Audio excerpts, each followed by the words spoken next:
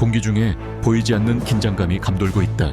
바람이 스쳐 지나가며 위험과 본능의 냄새를 실어 나른다. 이곳에서는 모든 움직임에 대가가 따르며 이 땅은 어떤 망설임도 용납하지 않는다. 타는 듯한 초원의 열기 아래 숨 쉬는 것조차 도전이다. 삶이 결코 쉽지 않았던 세상에서 하루하루가 생존을 위한 투쟁이다. 사자 한 마리가 나무 그늘 아래에서 숨을 죽였다. 황혼이 온 땅을 황금빛으로 물들일 때 그것의 눈이 번뜩였다. 포식자의 시간이 되었다. 멀리서 울려 퍼지는 포효 소리는 선전포고와 같았다. 마지막 생존자들인 검은 코뿔소들은 침묵 속에서 움직였고 그들의 눈빛은 항상 경계심으로 가득했다. 강변 쪽으로 코끼리 떼는 천천히 나아갔고 대형은 단단히 유지되었다. 물소 떼는 단단한 덩어리를 이루며 모여들었고 그들의 뿔은 위협적인 장벽을 형성했다. 한편 침묵 속을 걷는 자 표범은 나무 그늘 사이에 몸을 숨겼다. 어떤 이들은 그저 새벽까지 살아남기를 희망했다. 다른 이들은 굶주림을 채우기 위해 한 걸음 한 걸음을 계산했다.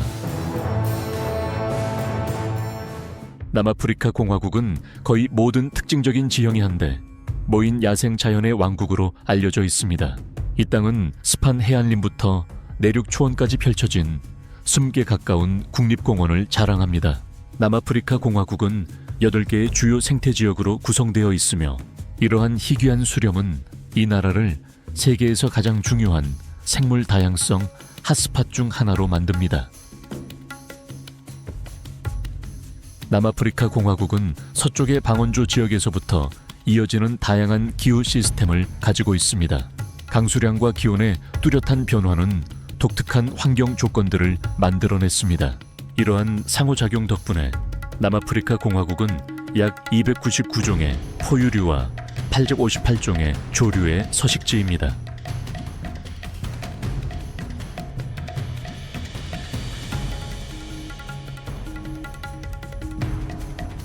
바위너구리는 카루에서 가장 눈에 띄는 주민 중 하나입니다.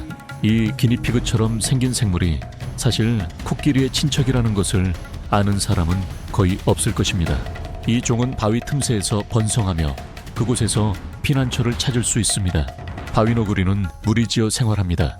이들의 아침 일광욕 의식은 단단한 식물을 소화하는 데 도움이 됩니다. 바위너구리는 경계 임무로도 유명합니다. 무리 중 한 마리는 항상 바위 꼭대기에 서서 최초의 위험 징후가 나타나면 경고음을 냅니다.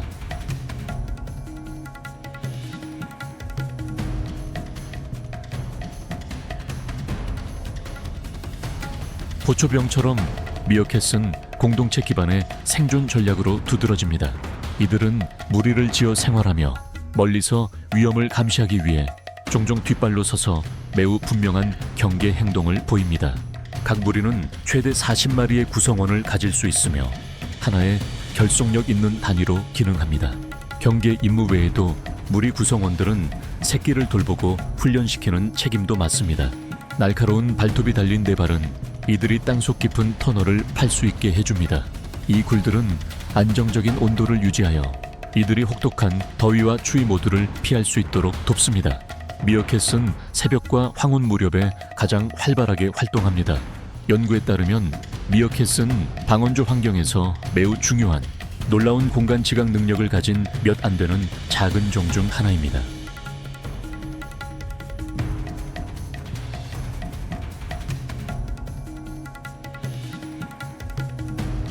그러한 환경에서는 모든 종이 강한 생존 본능을 필요로 합니다.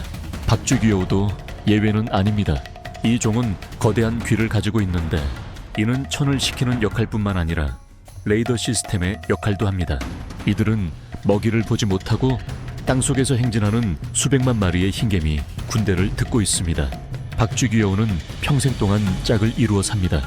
이 짝은 임무를 명확하게 나누어 각 개체가 자신의 영역을 파고 보호합니다. 흰개미가 부족할 때는 식단을 딱정벌레와 애벌레로 바꿉니다. 박쥐귀여우는 대부분의 다른 포유류보다 더 많은 이빨을 가진 특화된 치아를 가지고 있습니다. 이들의 의사소통 또한 매우 특별한데 작은 꼬리와 귀를 사용하여 감정 상태를 표현합니다.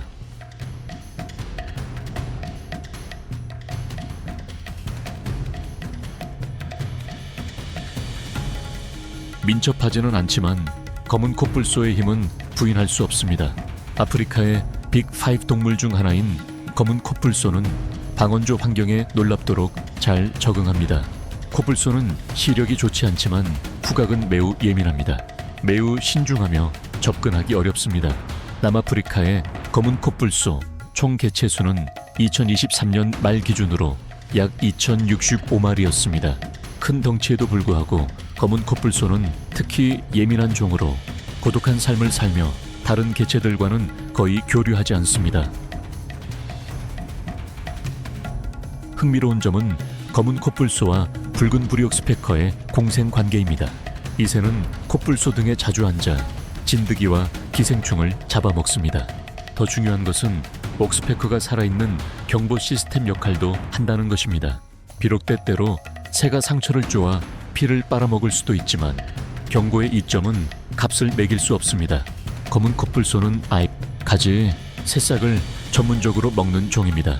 먹이가 부족할 때 독성이 있는 식물도 소화할 수 있습니다. 놀랍게도 이들은 5일 이상을 물 없이도 생존할 수 있습니다. 에너지를 절약하기 위해 이들은 보통 느리게 움직이며 새벽과 황혼에 활동합니다. 하지만 높은 경계심 때문에 야생에서 이 종을 만나는 것은 매우 드뭅니다. 코뿔소는 번식이 느리며 임신 기간이 15개월에 달하고 한 번에 한 마리만 낳습니다. 새끼는 어미와 2년에서 3년 동안 함께 지냅니다. 이 종은 격동적인 생존 역사를 겪었습니다. 회복은 무장 순찰, GPS 추적, 그리고 뿔 자르기와 같은 엄격한 보존 조치 덕분에 더디게 진행되고 있습니다.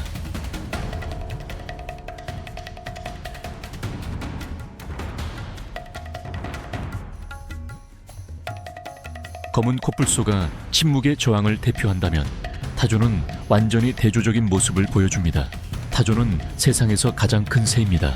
날지 못하지만 시속 약 37마일의 일정한 속도로 달릴 수 있습니다. 타조는 에서 50마리의 작은 무리를 지어 생활하며 특히 번식기에는 더욱 그렇습니다. 이러한 행동은 그들에게 넓은 시야와 포식자에 대한 경계심을 제공합니다. 그들의 식단은 주로 식물, 잎, 풀, 그리고 때로는 과일로 구성됩니다.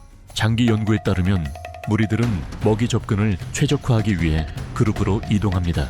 번식기에는 암수 한 쌍이 생존율을 극대화하기 위해 하나의 공동 둥지에서 협력하여 알을 품습니다.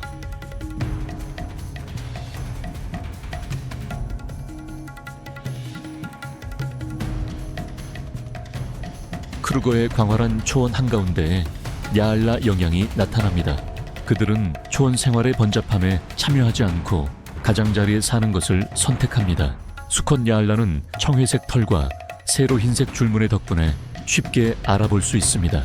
반면에 암컷은 연한 젓갈색을 띠며 환경에 쉽게 녹아듭니다. 야알라는 작은 무리를 지어 살며 조용히 움직입니다. 그들의 식단은 풀이 아니라 낙엽과 떨어진 과일에 의존하며 이는 식물 조절에 특별한 역할을 부여합니다. 연약해 보이는 외모에도 불구하고 야알라는 극도로 조심스럽습니다. 위협을 느끼면 그들은 개 짖는 소리와 유사한 갑작스러운 소리를 내어 큰 포식자들이 접근하기 어렵게 만듭니다.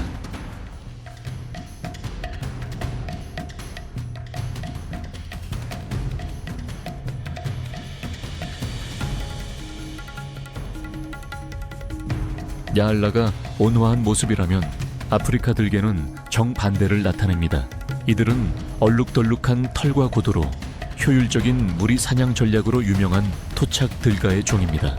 이들은 심각한 멸종 위기에 처해 있으며 크루거와 몇몇 다른 보호구역에 소수의 무리만이 남아 있습니다. 개체들은 10에서 30마리의 구성원으로 이루어진 무리지어 살며 복잡한 구조를 가지고 있습니다. 유전자 풀이 다양하지 않음에도 불구하고 이는 무리의 생존 능력을 유지하기에 충분합니다.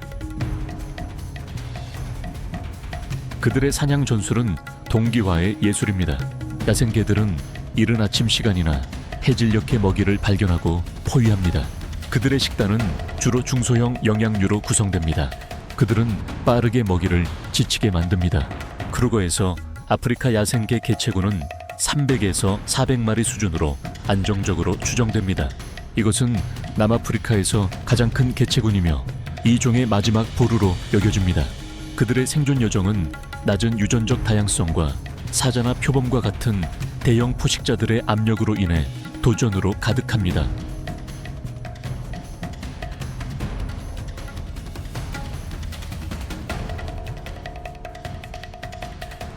아프리카 들개들이 정교한 무리 사냥을 상징한다면 사자는 절대적인 권력을 대표합니다. 아프리카 야생 동물의 상징으로서 사자는 무리를 지어 살며 지배적인 역할을 차지합니다. 사냥 임무는 항상 암사자에게 속합니다. 그들은 그룹으로 사냥하며 더 작고 더 빠르며 더 잘 협력합니다. 수컷들 간의 관계 안정성은 중요한 요소입니다. 어린 수컷들이 성체가 되면 그들은 무리에서 쫓겨나 새로운 동맹을 찾습니다. 만약 영토를 정복하는 데 성공하면 그들은 이전 새끼들을 제거하여 암사자를 다시 발전기로 만듭니다. 그들의 사냥 성공률은 30에서 40% 사이이며 아프리카 들개보다 낮습니다. 협력적인 사냥과 단결의 힘은 큰 목표물을 쓰러뜨리는 데 핵심입니다. 영토 경계를 표시하는 데 사용되는 소리는 5마일까지 멀리 전달될 수 있습니다. 사자의 번식은 엄격한 주기를 따릅니다. 암사자는 약 110일의 임신 기간을 가지며 2마리에서 4마리의 새끼를 낳습니다. 비록 약 40%만이 첫 해를 살아남지만 말입니다. 연구에 따르면 크루거에는 현재 1,500에서 2,000마리의 사자가 있습니다. 아침에는 보통 나무가 우거진 지역에 모여 휴식을 취합니다.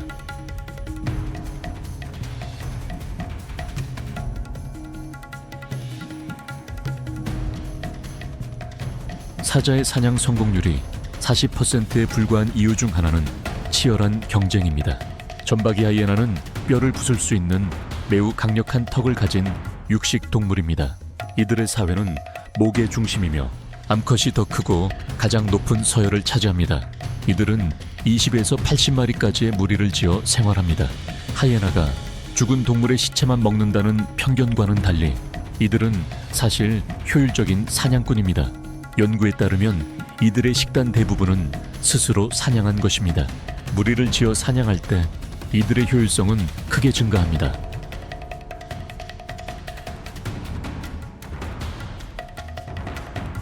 공기가 짙어졌다. 피 냄새가 올라왔다. 갑자기 암사자들의 모습이 나타났다. 한 마리가 앞으로 돌진하여 가장 큰 하이에나의 어깨를 바로 공격했다. 다른 하이에나들도 달려들어 이빨을 드러냈다. 초원은 포효, 울부짖음, 그리고 살을 찢는 소리로 가득한 지옥으로 변했다. 이 두 종족 간의 충돌은 드문 일이 아니다. 그들은 몇 마일 동안 시속 37마일로 달릴 수 있다. 각 무리는 배설물과 소변으로 자신들의 영역을 표시한다. 크루거의 점박이 하이에나 개체수는 현재 상당히 안정적이며 1,300에서 1,800마리로 추정된다. 사자와 서식지를 공유함에도 불구하고 그들은 여전히 살아남는다.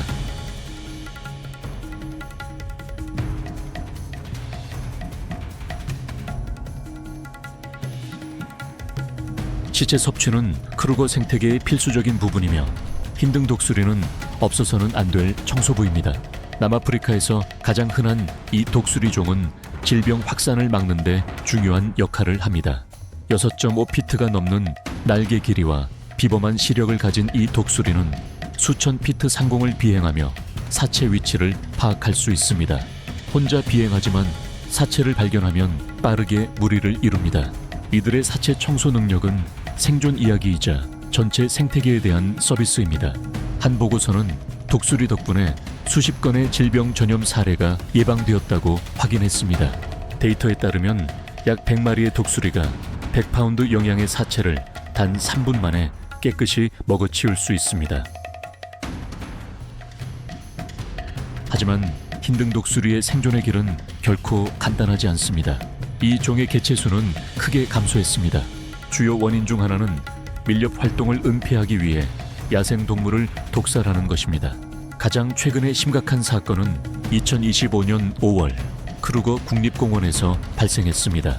그들은 독에 감염된 코끼리를 먹었고 그 독이 물이 전체로 퍼지게 했습니다.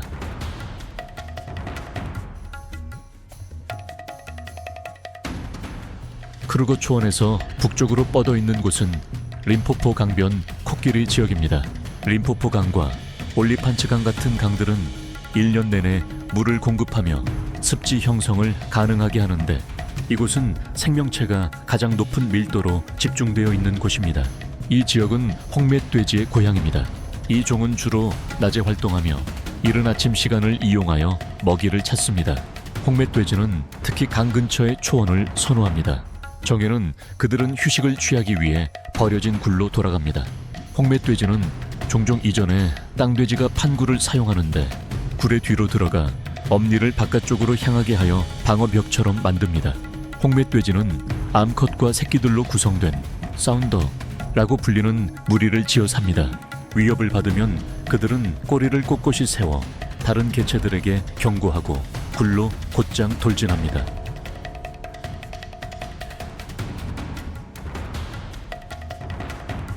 그동안 강둑에 거대한 생명체가 나타났습니다. 아프리카 덤불코끼리는 지구상에서 가장 큰 육상 동물입니다. 무리는 늙고 경험 많은 암컷 우두머리에 의해 이끌립니다. 연구에 따르면 이 암컷 우두머리들은 무릉덩이의 위치를 정확히 기억하고 주기적으로 무리를 다시 이끌 수 있습니다. 거대한 몸집으로 인해 코끼리들은 종종 코끼리 강을 목욕탕으로 선택합니다. 그들은 코로 물을 빨아들여 등에 뿌리고 진흙 속에서 뒹굴며 몸을 식히고 피부를 보호합니다.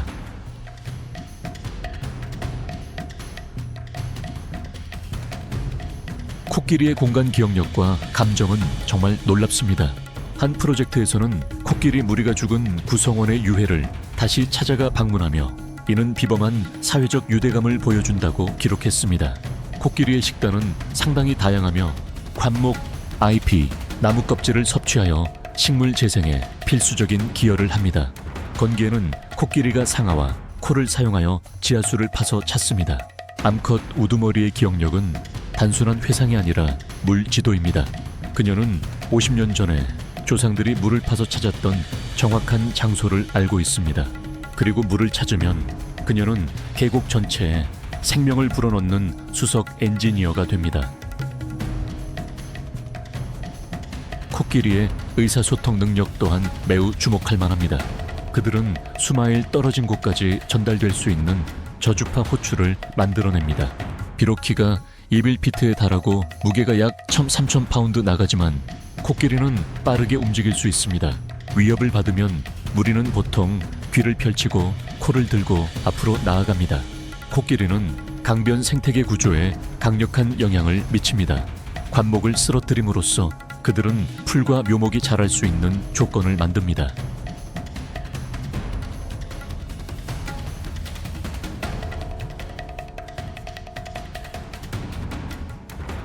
강 표면 아래에 비범한 힘을 가진 반수생 거인 하마가 나타납니다. 하마는 세계에서 두 번째로 큰 반수생 동물입니다. 하마의 으르렁거리는 소리는 단지 과시하기 위한 것만이 아닙니다. 그것은 입과 목구멍을 통해 동시에 소리를 내어 적에게 경고하는 이중 메시지를 전달합니다. 온순해 보이는 외모와 달리 위협을 받으면 극도로 사나워지며 매년 약 500명의 사람들의 사망에 책임이 있습니다. 하마는 아분까지 숨을 참을 수 있고 강바닥을 따라 걸을 수 있습니다. 밤에는 육지로 올라와 풀을 뜯어 먹습니다. 하마의 배설물은 중요한 역할을 하는데 물속에서 직접 배변하고 꼬리를 흔들어 배설물을 분산시켜 생태계의 발전을 촉진합니다. 그들의 거대한 주둥이와 입에는 20인치까지 자라는 두 개의 송곳니가 있습니다. 위협을 받으면 입을 180도까지 벌릴 수 있으며 매우 강력한 물기 힘을 가지고 있습니다.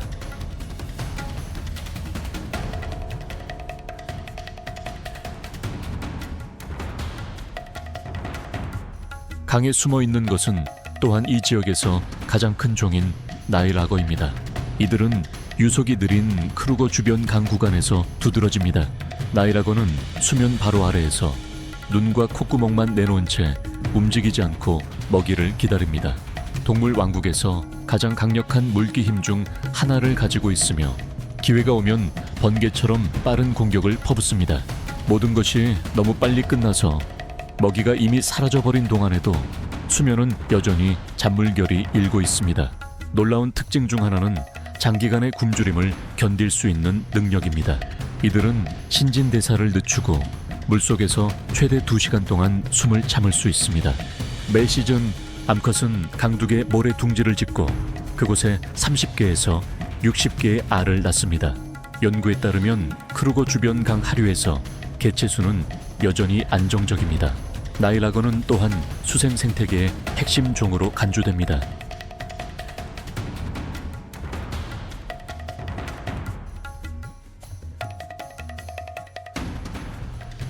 림포포강의 저지대에서부터 남아프리카 공화국의 지형은 점차 남쪽으로 높아집니다.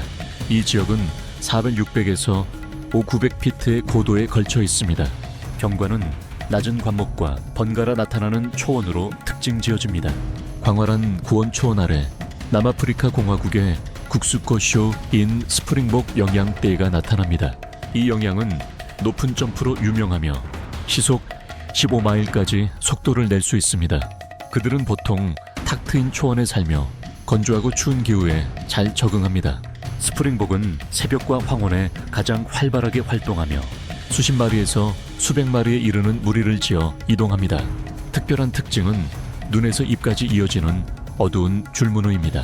스프링복은 식물에서 수분을 흡수하는 능력 때문에 오랫동안 물을 마시지 않고도 생존할 수 있습니다.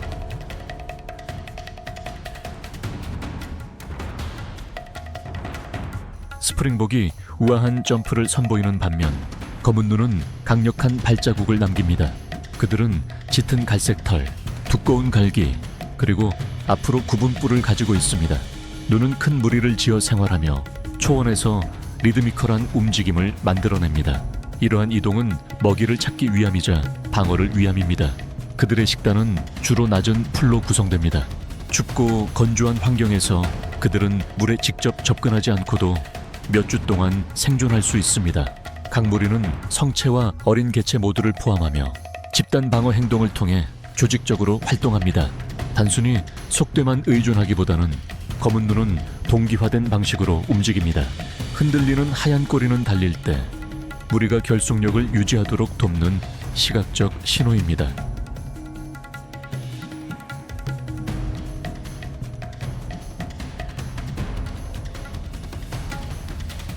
초원 얼룩말과 누우는 서로 가까이 살며 고원 초원에서 자연적인 동맹을 형성합니다. 누우와의 협력은 얼룩말에게 효과적인 생존 및 방어 전략이며 포식 위험을 줄여줍니다. 얼룩말의 식단은 주로 짧은 풀로 구성됩니다. 개인 방어를 위해 얼룩말은 시속 40마일까지 속도를 낼 수 있습니다. 그들의 강력한 뒷다리는 엄청난 힘으로 발차기를 할 수 있습니다. 건기에는 얼룩말 무리가 안정적인 수원지가 있는 지역으로 누우를 따라갑니다.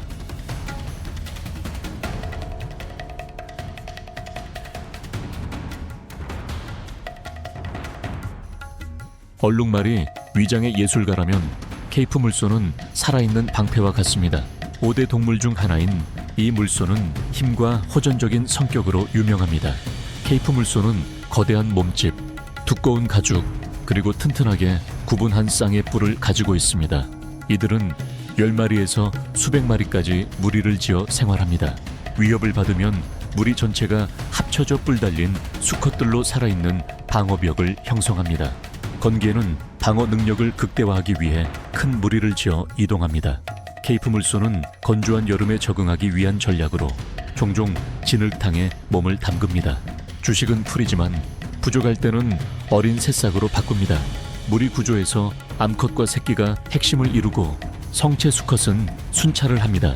새끼가 도움을 요청하면 무리 전체가 반응하여 새끼를 보호하기 위해 움직입니다.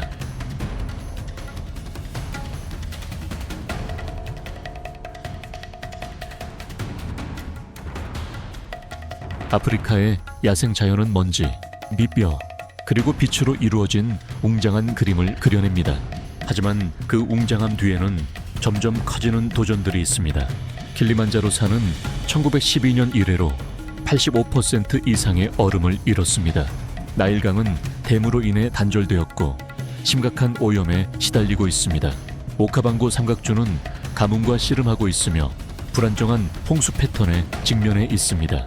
사하라 사막은 계속해서 확장되고 있습니다. 홍해는 산호 백화 현상과 플라스틱 오염에 직면해 있습니다. 대이동을 보호하기 위해 마사이 마라 보존센터는 어스레인저 감시 네트워크를 도입하여 야생 동물을 추적하고 밀렵을 더 효과적으로 방지하는 데 도움을 주고 있습니다. 킬리만자로에서는 재조림 프로그램과 방문객 관리 노력이 강화되고 있습니다. 나일강을 따라 농부들은 습지를 복원하기 위해 농림 복합 방식을 적용하고 있습니다. 자연의 변화하는 리듬 속에서 공동체의 모든 작은 행동들이 더 큰 변화에 기여합니다. 책임감 있는 여행을 선택하고 보존 프로젝트를 지원하며 쓰레기를 줄이고 지속 가능한 소비를 실천하는 것은 우리가 집을 떠나지 않고도 세렝게티, 나일강 또는 홍해를 보호하는 데 도움을 줄 수 있는 방법입니다. 왜냐하면 이 위대한 생존 여정은 아프리카만의 것이 아니라 우리 모두의 것이기 때문입니다.